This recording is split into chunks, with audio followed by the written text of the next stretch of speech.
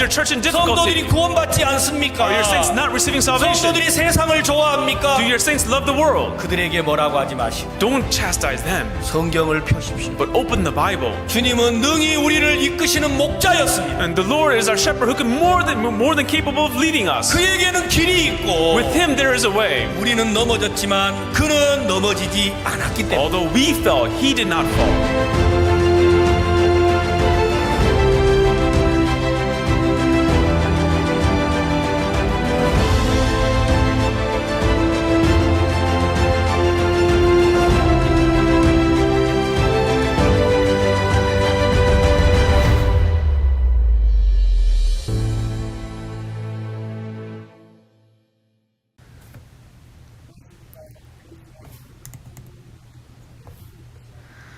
Bonjour à tous, c'est la troisième section de Ministère du Succès.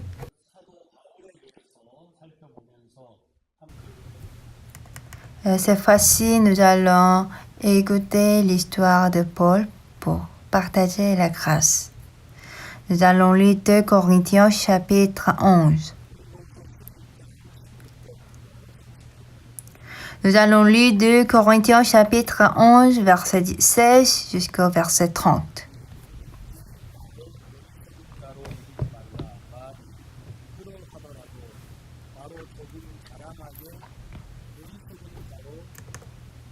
Je le répète que personne ne me regarde comme un insensé, sinon recevez-moi comme un insensé afin que moi aussi je me glorifie un peu.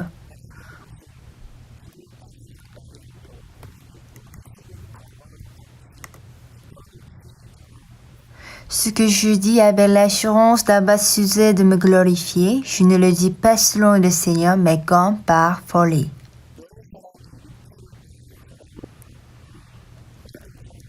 Puisqu'il en est plusieurs qui se glorifient selon la chair, je me glorifierai aussi.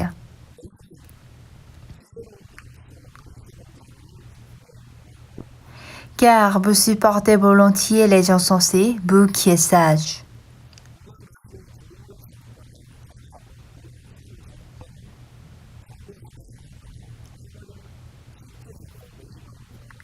Si quelqu'un vous a servi, si quelqu'un vous dévore, si quelqu'un s'empare de vous, si quelqu'un est arrogant, si quelqu'un vous brave au visage, vous le supportez.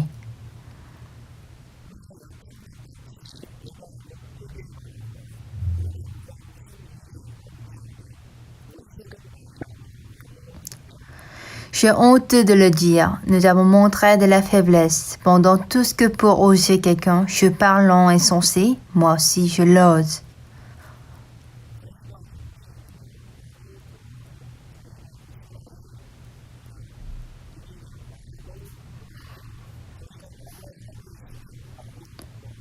Sont-ils hébreux? Moi aussi. Sont-ils israélites? Moi aussi. Sont-ils de la postérité d'Abraham? Moi aussi.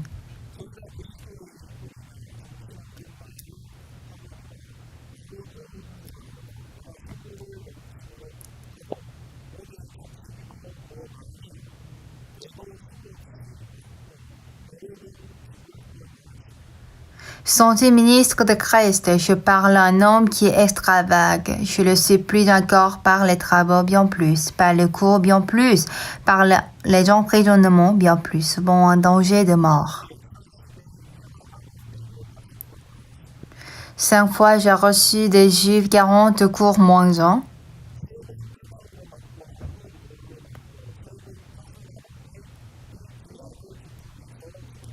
Trois fois j'ai été battu de berge, 8 fois j'ai été lapidé, 3 fois j'ai fait naufrage, j'ai passé un jour et 8 nuits dans l'abîme.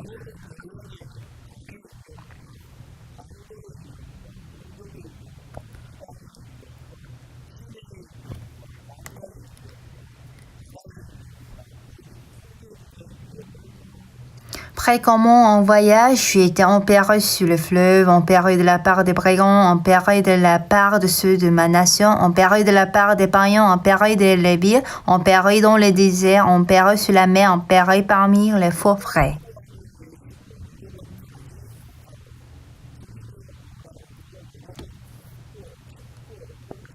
J'ai été dans le travail et dans la peine, exposé à de nombreuses veilles, à la faim et à la soif, à des jeux multipliés, au proie et à la nudité.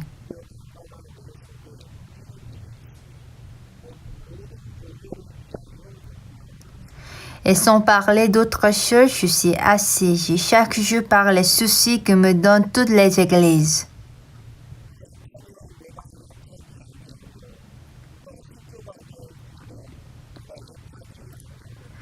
Qui est faible, que je ne sois faible, qui vient à tomber, que je ne brûle.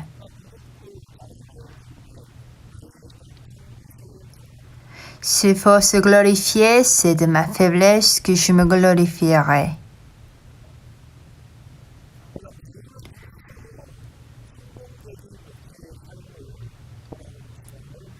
Nous allons apprendre le chemin de ministère de succès à travers Paul.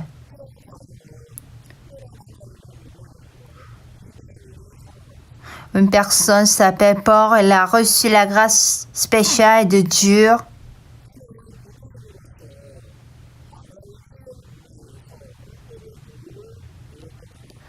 Il était un juif, il a appris la doctrine et la loi de Gamaliel. Il était quelqu'un qui a aimé la parole de Dieu. Il était quelqu'un qui a enseigné la doctrine du Seigneur. Mais un jour, Jésus est venu sur la terre.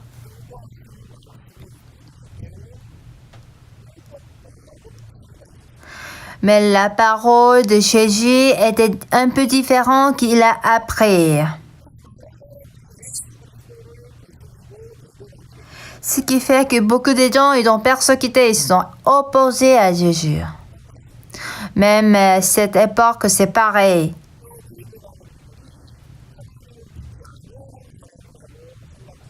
Ne croyez pas que celui qui résiste à Jésus ne croit en Jésus.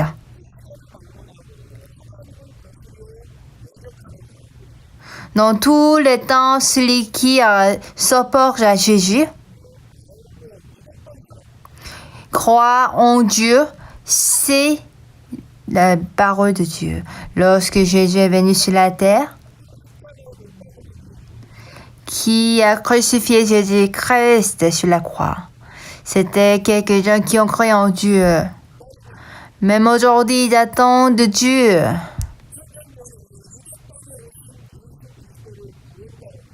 Ils n'ont pas cru Jésus-Christ qui est né il y a 2000 ans comme le Sauveur. Ils attendent toujours le Sauveur jusqu'à maintenant.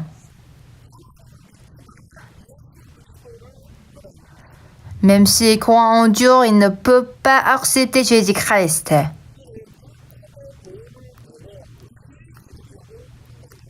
Et ce qui fait qu'ils disent de parvenir à la justice en observant la loi et la doctrine. Mais selon la loi et la doctrine, on ne peut jamais parvenir à la justice. Comment on peut parvenir à la justice en observant la loi? C'est impossible. Mais encore beaucoup de gens aujourd'hui, ils essayent toujours parvenir à la justice de Dieu en observant la loi. Ce n'est pas faute chose de suivre la parole. Parce que suivre la parole, c'est l'espoir des chrétiens. Mais ce qui est clair, personne ne peut suivre la parole. Qu'est-ce que nous dire dans le roman? Il n'en est aucun qui fasse le bien par même un seul. Il n'y a personne qui cherche Dieu.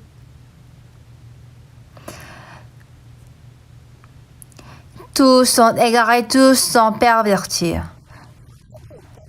Il n'en est aucun qui fasse le bien par même un seul. Voici, c'est la parole de Dieu.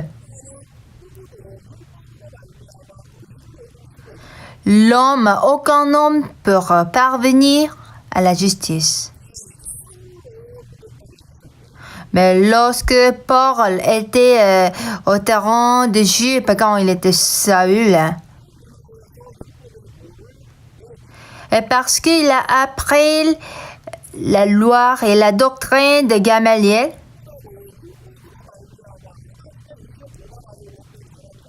et parce qu'il a essayé de parvenir à la justice de Dieu en observant la loi, mais un jour Jésus est venu sur la terre. Son enseignement n'était pas comme la loi.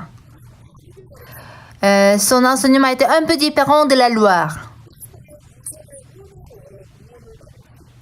Jésus nous a dit que par le moyen de la rédemption qu'on peut recevoir le salut. Qu'est-ce qui est le sabbat? Qu'est-ce qui est la loi? Ce sont des chemins pour nous conduire à Jésus-Christ. Par le moyen de la rédemption qui est en Jésus-Christ qu'on reçoit la grâce. Pour Saül, il était difficile d'accepter cette vérité. Ce qui fait que quand les souverains sacrificateurs ont crucifié Jésus, et puis Jésus l'a enterré dans le sépulcre. Et lorsque les disciples ils ont déçu, ils sont tombés dans le désespoir. Là, Jésus est allé voir Pierre pour lui dire, Père, mes agneaux.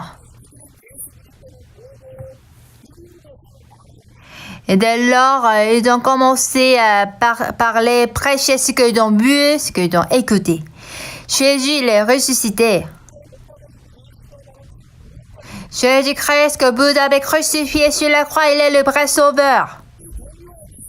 Les gens, ils s'est mis à agiter. Mais Saül ne pouvait pas comprendre les paroles des disciples. Comment quelqu'un qui est mort pour ressusciter? Moi, j'ai sûrement vu qu'il est mort. On l'a enterré dans le sépulcre. Peut-être ces disciples, ils nous donnent la confusion. Il le faut emprisonner. C'est ainsi qu'il a attrapé pour les emprisonner. Étienne, il est lapidé, il est tué. Et Saül s'est mis à s'exciter de son cœur.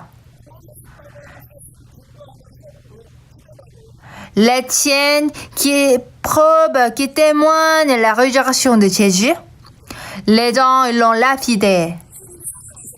Mais si Jésus l'est ressuscité, il doit le protéger. Mais lorsque Étienne il est lapidé, il est tué, le travail de Dieu n'était pas se manifester. C'est écrit en Actes chapitre 9. Saül respirant encore la menace et le meurtre. Il a reçu, il a obtenu la force. J'ai raison, Jésus ne peut jamais se ressusciter parce qu'il est crucifié sur la croix. Il a versé son sang et tous les jours dans son cœur. Jésus-Christ qui est enterré dans le sépulcre. Comment une telle personne peut se ressusciter? Le témoin de la résurrection de Jésus-Christ, il faut le tuer. Parce que ces gens, ils tombent le monde dans la confusion. Lorsque Saül a écouté la nouvelle qu'il y a les gens qui témoignent la résurrection de Jésus-Christ à Damas, il a planifié de les attraper.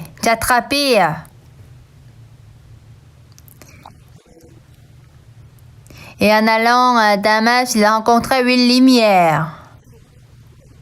Et il est tombé par terre. À ce moment-là, Saül a crié. « Qui es-tu, Seigneur? Qui es-tu » Les gens compagnons, même s'ils étaient avec Saül, ils ne pouvaient pas écouter cette voix. Moi, je suis le Jésus que tu persécutes. Saül, il est choqué. Tu es mort. Je t'ai vu que tu es crucifié. Est-ce que tu n'es pas enterré dans le sépulcre? Moi, j'ai emprisonné les disciples et les témoins de ta résurrection. Nous avons lapidé, nous avons tué Étienne. C'est-à-dire que tu es vivant. Dans les paroles de témoins sont vraies. Jésus-Christ a répondu, je suis Jésus que tu persécutes. Lorsque Saül a écouté cette voix, il est étonné. Parce qu'il n'a jamais pensé qu'il a tort. Jésus est mort. Quelqu'un qui est déjà mort pour ressusciter? Il n'a pas cru cette vérité. Il a attrapé le témoin de la résurrection de Jésus-Christ pour le tuer. Mais après qu'il a rencontré Jésus-Christ, il a réalisé qu'il a tort.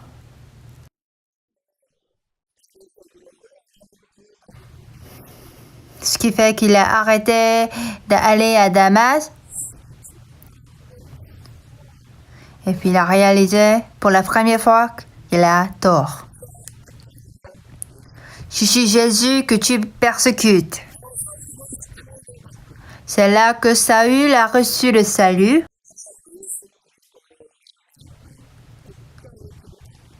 Et il pouvait prendre le chemin de berger par Jésus-Christ. Lorsque vous observez la vie de l'apôtre Paul,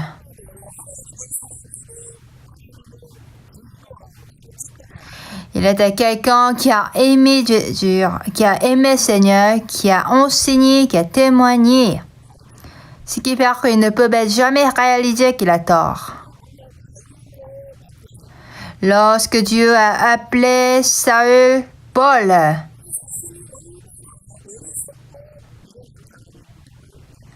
Dieu l'a fait savoir combien de fois il est insensé.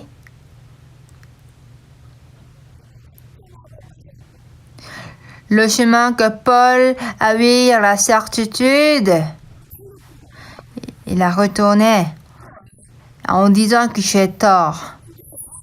Ce que je connais n'est pas vrai. Après avoir réalisé cela, Saül il a retourné. Lorsque Pierre était jeune, il est allé où il a voulu. Mais comme il est vieux, il était conduit, il était mené où il n'a pas voulu aller. Le vrai berger, ils ont le chemin de se retourner.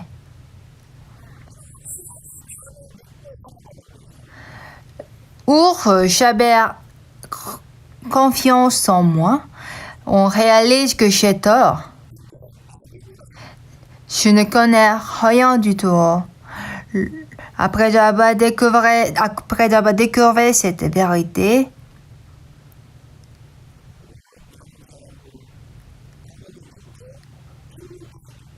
il a découvert qu'il est un maître, c'est vrai, ils ont tué beaucoup de témoins de résurrection de Jésus.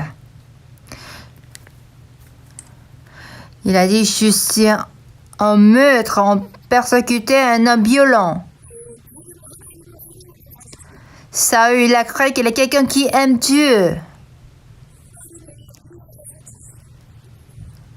Il a cru qu'il est quelqu'un qui se sacrifie pour Jésus, pour Seigneur, pardon.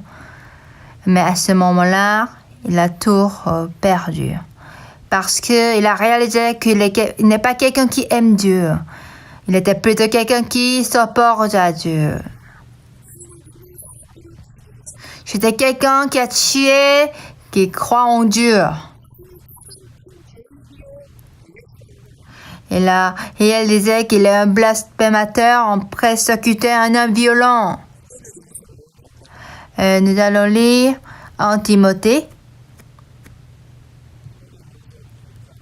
En Timothée chapitre 1, verset 12.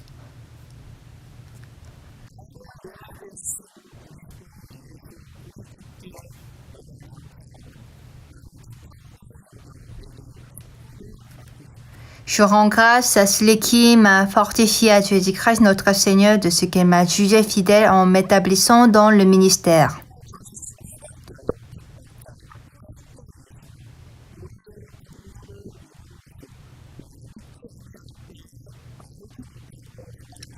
Moi qui étais auparavant un blasphémateur, on persécutait un homme violent, mais j'ai obtenu miséricorde parce que j'ai agi par ignorance dans l'incrédulité.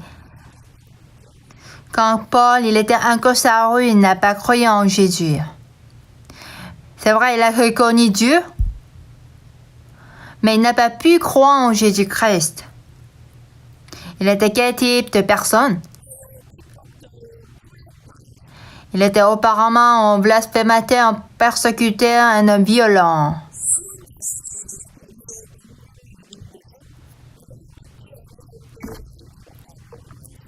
Mais j'ai obtenu miséricorde parce que j'ai agi par ignorance dans l'incrédulité.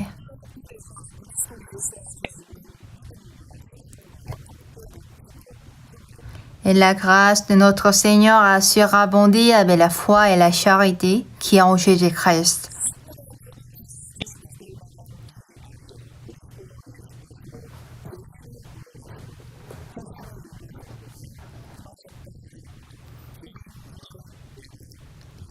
C'est une parole certaine et entièrement digne d'être reçue, que Jésus-Christ est venu dans le monde pour sauver les pécheurs dont je suis le premier. Paul, il a réalisé combien de fois il est sale. Il a découvert qu'il est un méchant homme. Il ne savait pas qu'il s'opporte à Jésus. Mais lorsqu'il a rencontré Jésus en allant à Damas, il pouvait découvrir son propre image. Je suis Jésus que tu persécutes. Lorsque on réalise notre propre image, on ne peut jamais savoir notre image par la confiance, par la morale, par la loi, par la connaissance. Mais on doit se refléter notre image par Jésus-Christ. Saül, il a cru qu'il a raison. Mais lorsqu'il a rencontré Jésus, il pouvait réaliser qu'il a tort.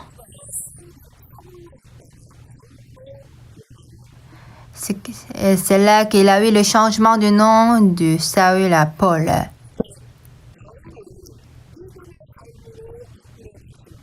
C'est ainsi que Dieu a mené Paul à la rue de foi. Quand on observe la vie de Paul, on peut découvrir le chemin du ministère du succès. Paul, il était conduit par Dieu en tant qu'apôtre de païens. Après qu'il est arrivé à Damas, il était conduit par Dieu à Damas.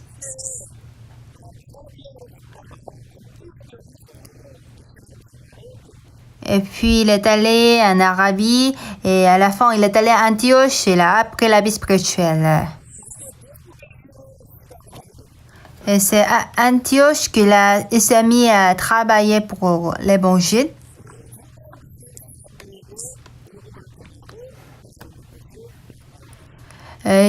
En tant qu'apôtre de païens, il a manifesté la parole et la volonté de Dieu. Lorsque nous avons lu 2 Corinthiens,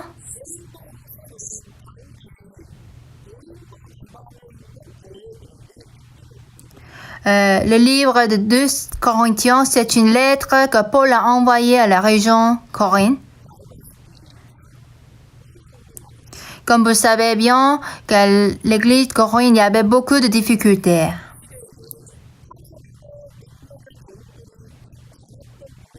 Et dans son temps, il y avait beaucoup de serviteurs de Dieu à cette église.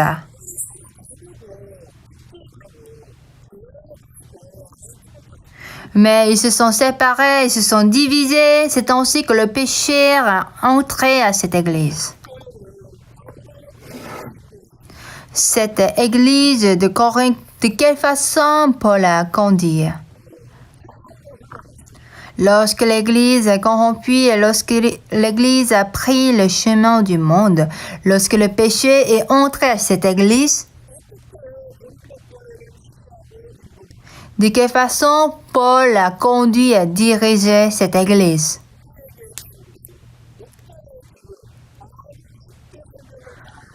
Paul nous a expliqué très facilement le chemin du ministère. Moi aussi, j'ai déjà fait 30 ans de ministère. En voyant le chemin du ministère de Paul,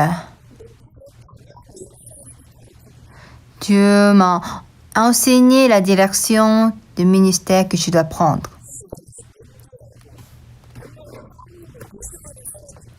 Disons que s'il y a un fidèle qui combat, qui s'oppose à l'église, je me disais de quelle façon je conduis ce type de personne. Peut-être que je le dirais, pourquoi vous faites ainsi? Arrêtez de le faire. Ah, ce n'est pas bon. Peut-être j'aurais dit ainsi. Mais qu'est-ce que Paul a écrit?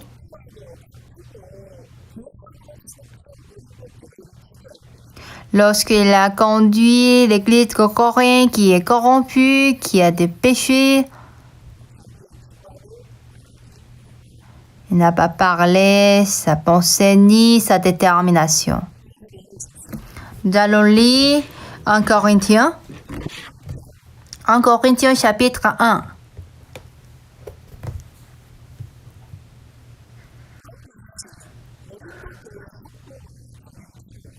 Lorsque l'un des fidèles de l'église de Corinthe est venu pour voir Paul, il a écouté la nouvelle de l'église de Corinthe.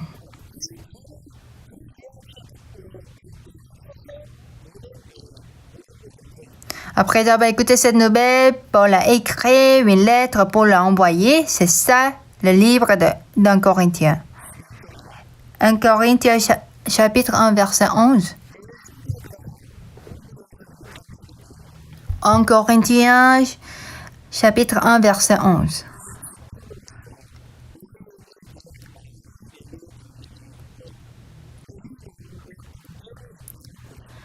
Car, mes frères, j'ai appris à votre sujet par les gens de Chloé qu'il y a des disputes au milieu de vous.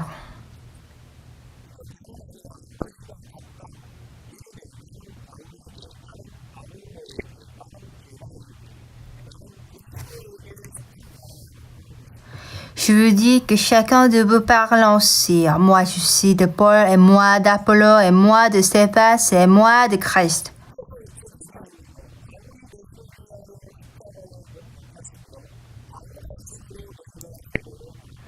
Christ a-t-il divisé? Paul a-t-il été crucifié pour vous? Ou est-ce au nom de Paul que vous avez été baptisé? Pourquoi l'église de Corinthe se dispute au milieu? Dans son temps, il y avait beaucoup de serviteurs de Dieu.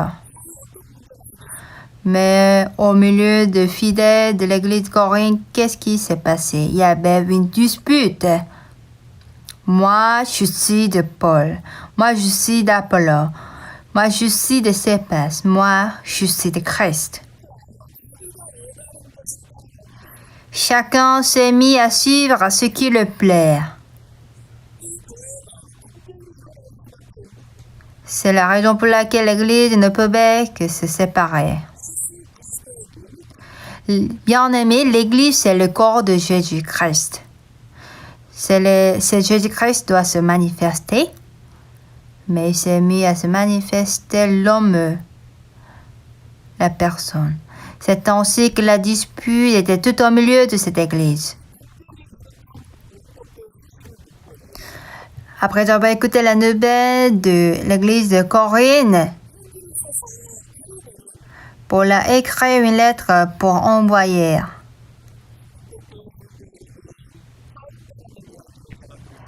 Il n'a pas écrit que les fidèles de l'église de Corinthe, j'ai écouté que vous avez beaucoup de disputes, arrêtez de disputer, arrêtez de combattre.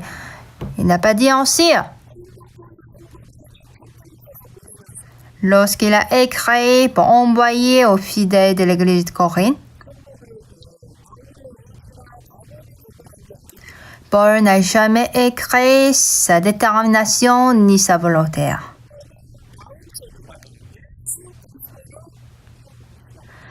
Il a plutôt réveillé Jésus-Christ dans le cœur des fidèles de l'église Corinthe. Quand on lit chapitre 1, verset 8,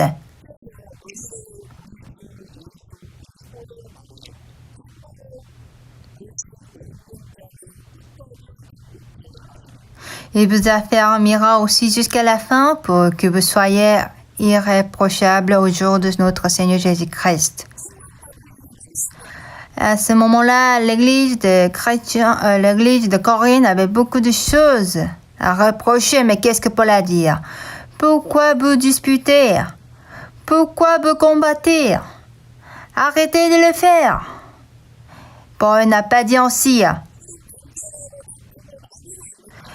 Ils sont en train de se disputer, se combattre, se diviser.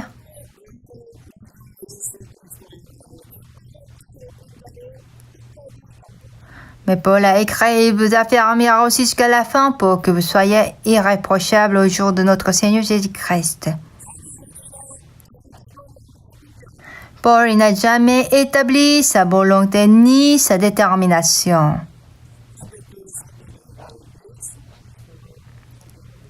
Il a plutôt présenté Jésus-Christ aux membres de l'église de Corinthe. Verset 9.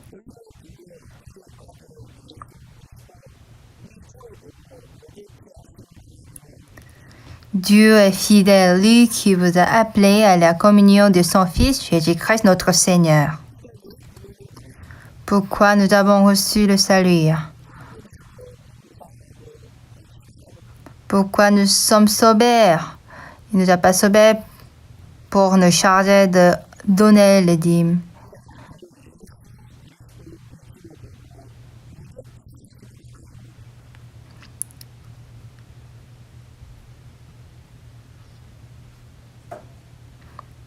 Dieu est fidèle, lui qui vous a appelé à la communion de son Fils, Jésus-Christ notre Seigneur. Pourquoi il nous a appelés pour s'entretenir avec son Fils?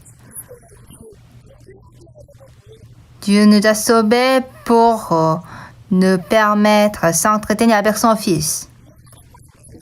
Beaucoup de gens, après avoir reçu le salut, et parce que j'ai reçu le salut,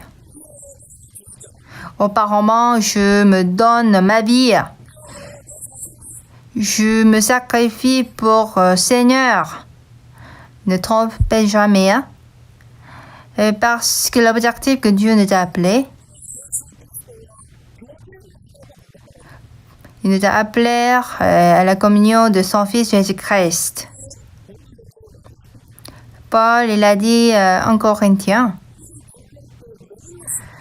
pourquoi Dieu nous a appelés? Dieu a appelé les pauvres. Pourquoi? Dieu a appelé les pauvres pour faire honte les riches. Il a appelé les gens qui n'ont rien pour faire honte ceux qui ont beaucoup de choses. On est pauvre, mais comment on peut faire honte les riches?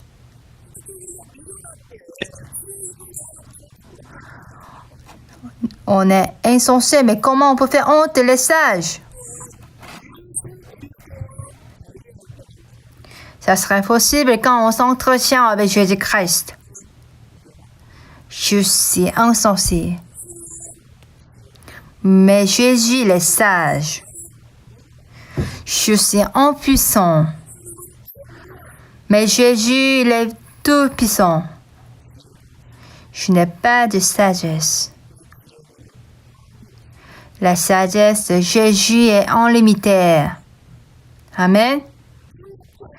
Combien de fois c'est surprenant. Dieu a l'objectif que nous a appelés.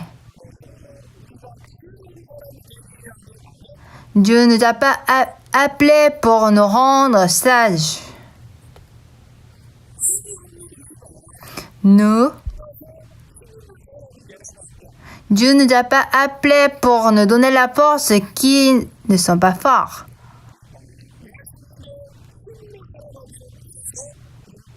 Dieu nous a sauvés parce qu'on est faible, mais si on s'entretient avec son Fils, il nous offre la force de Jésus. Voulez-vous faire le ministère excellent? Donc, quelle vie que vous devez mener? Nous qui n'avons pas de sagesse, comment on peut faire le ministère? On le fait par la sagesse de Jésus-Christ. Nous qui sommes impuissants, comment on peut faire le ministère? C'est par la puissance de Jésus-Christ. Lorsque Paul a écouté les disputes de l'église de Corinthe, il n'a pas dit « Pourquoi vous combattez? Pourquoi vous disputez? Arrêtez! Soyez en paix !» Il n'a jamais dit ainsi. Même si vous êtes tout au milieu de disputes. Mais le jour de Jésus-Christ, à la fin, pour que vous soyez irréprochables au jour de notre Seigneur Jésus-Christ. Il n'a jamais confié le but spirituel à la détermination, mais il a confié le vie à Jésus-Christ. Et il a dit aux fidèles de l'église de Corinthe, Dieu est fidèle qui lui vous a appelé à la communion de son Fils Jésus-Christ notre Seigneur. Si nous devons mener la vie et le ministère de succès, il nous faut s'entretenir avec Jésus-Christ. Si nous obtenons la sagesse de Jésus, là on pourra reçuir un autre ministère parce qu'on s'appuie à Jésus. On ne peut que faire le ministère parce qu'on a reçu la sagesse de Jésus. C'est ma première fois d'apprendre la vie spirituelle par Pasteur Ursupa.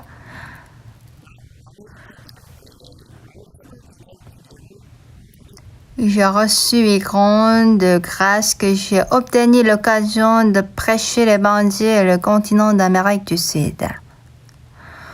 Un jour, le pasteur m'a posé une des questions. Pasteur Luminchai, parfois je me sens frustré. Mais j'espère que tu saches. Je veux que tu saches que tu es un grand homme. Je suis désolée de vous dire. Moi, je ne pouvais pas croire que je suis un grand homme. Ce qui fait que je ne pouvais pas répondre. Donc, j'ai baissé ma tête. Et pasteur m'a redit.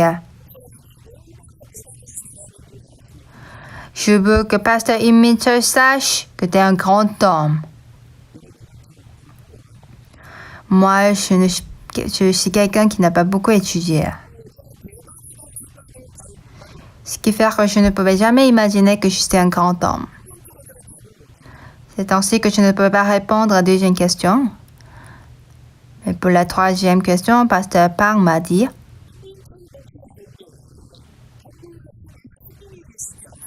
Pasteur Lim Mitchell, en toi, il y a Jésus-Christ Tout-Puissant existe. Oui, tu n'es pas parfait. Mais Jésus-Christ qui est en toi, il est parfait. Pasteur, tu es impuissant. Mais Jésus qui est en toi, il est puissant. Pasteur, sache que tu es un grand homme. Tu en crois? Je ne pouvais pas insister de ne pas répondre. Je lui ai répondu, oui, pasteur, je suis un grand homme. Je suis excellent. Est-ce que tu en crois? Oui, je crois.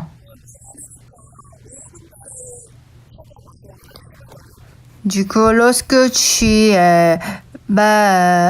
au pays de l'Amérique du Sud pour prêcher l'évangile, tu vas aller voir le président de la République de pays, chaque pays. Tu lui demandais de te nommer un ambassadeur. Je suis choquée. Je suis un pasteur. Un pasteur devient un ambassadeur.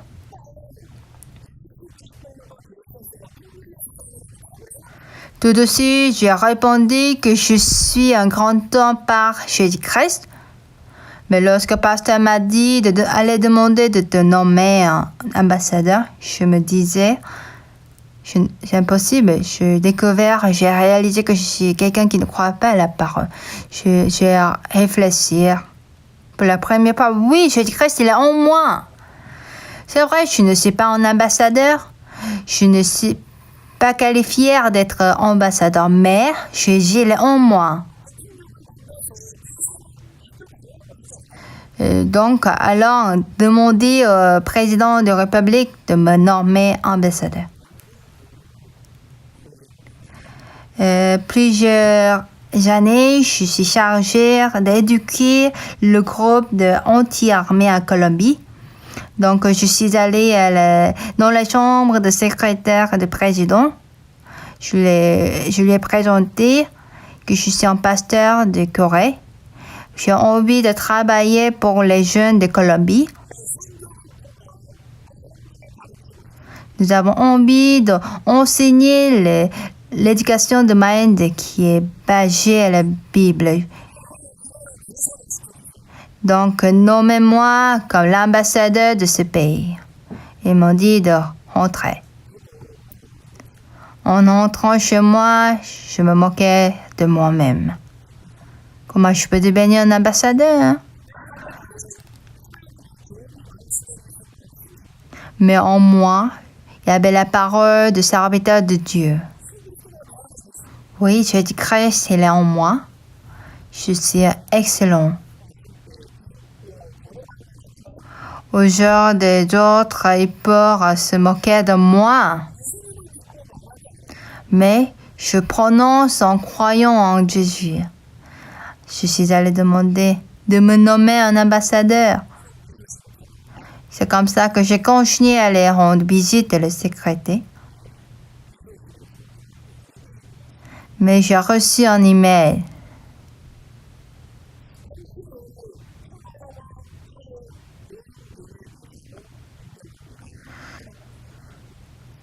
Donc, j'ai reçu l'email qu'on me nomme comme ambassadeur d'honneur de paix et de réconciliation. Quand j'ai reçu cet email, je suis choquée. Est-ce que c'est vrai? Comme je ne comprends pas bien l'espagnol. Le missionnaire qui était à côté de moi, après avoir lu cet email, il est choqué parce que c'est écrit là que je suis nommé en tant que l'ambassadeur d'honneur de paix et de réconciliation.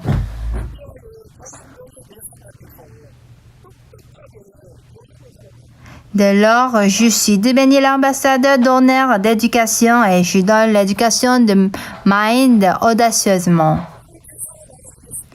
Qui pour me nommer ambassadeur?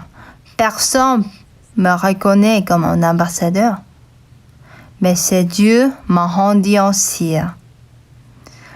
Comme le serviteur de Dieu qui m'a dit, je suis impuissant, mais Jésus-Christ, il est en moi. Donc, bien-aimé, je suis quel type de personne? Nous devons choisir. Soit regarder moi-même en moi, soit regarder Jésus-Christ qui est en moi. Lorsqu'on demande aux gens, est-ce que vous avez le péché? Il y a peu nombre de gens qui disent qu'ils ont péché parce qu'ils se regardent. Si on se regarde Jésus-Christ qui est en nous, oui Seigneur, je suis seul, mais je suis parfait. Parce que c'est Jésus-Christ qui m'a rendu ainsi. Voici, est-ce que c'est pas la foi? Apôtre Paul, il a espéré que les fidèles de l'église de Corinthe aient cette foi.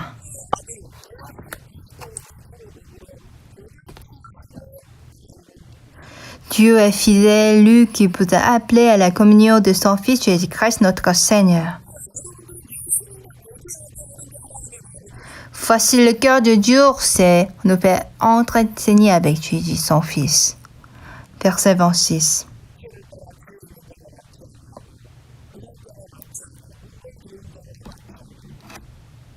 Considérez, frères, que parmi vous qui avez été appelés, il n'y a ni beaucoup de sages selon la chair, ni beaucoup de puissants, ni beaucoup de nobles.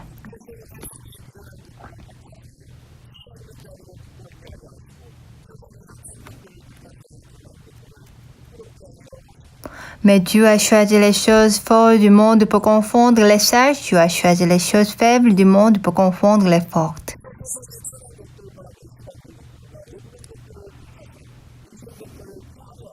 Et Dieu a choisi les choses vues du monde et ce qu'on méprise et ce qui ne sont point pour réduire à néant ceux qui sont.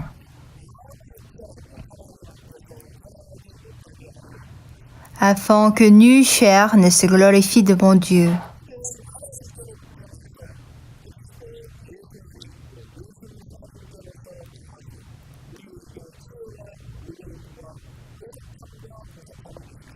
Or, c'est par lui que vous êtes en Jésus-Christ, lequel de par Dieu a été fait pour nous sagesse, justice et sanctification et rédemption. Afin, comme il est écrit, que celui qui se glorifie dans le Seigneur.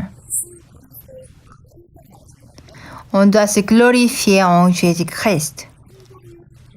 Voici, c'est le chemin du succès.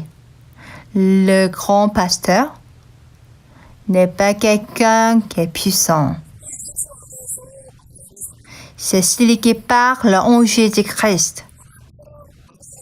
Celui qui parle en suivant Jésus-Christ. Voici cette personne devient le serviteur puissant. Paul a écrit à 2 Corinthiens.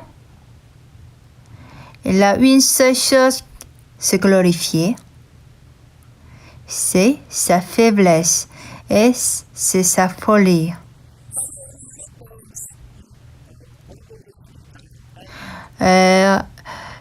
Encore 2 Corinthiens chapitre 11 que nous avons lu aujourd'hui.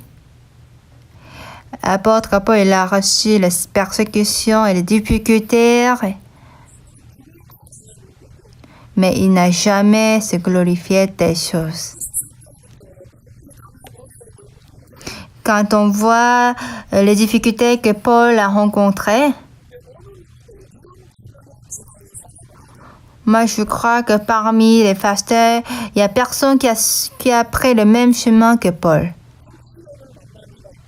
Est-ce qu'il y aura quelqu'un qui a tombé en difficulté plus que Paul? Mais Paul, il n'avait rien à se glorifier. Plutôt, Paul a des soucis de l'Église. Dans le cœur de Paul, ce qui était la priorité était établir le corps de Jésus-Christ. Sa priorité n'était pas s'établir lui-même, Mais pour lui, la priorité était d'établir le corps de Jésus qui est l'Église. Ce que Paul pouvait faire,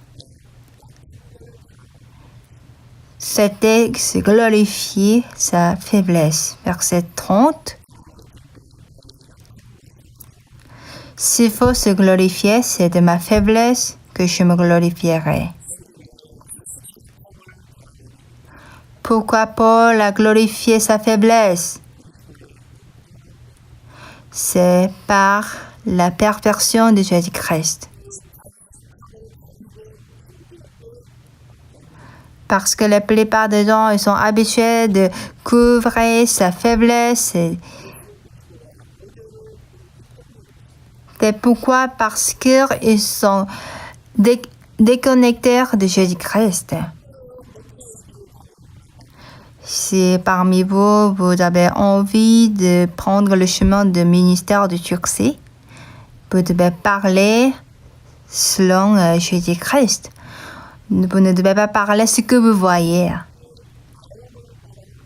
Mais vous devez parler en suivant le cœur de Jésus. Vous devez parler la puissance de Jésus. Vous parlez la sagesse de Jésus. Et vous parlez la force de Jésus.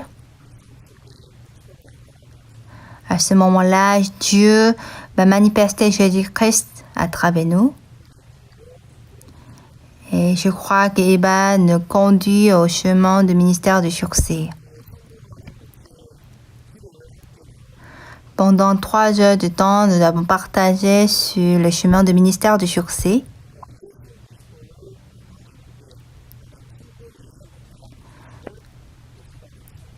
Nous avons écouté la parole de manifester Jésus-Christ. C'est ça le chemin du ministère du succès. Je vais terminer la 3e section. Merci.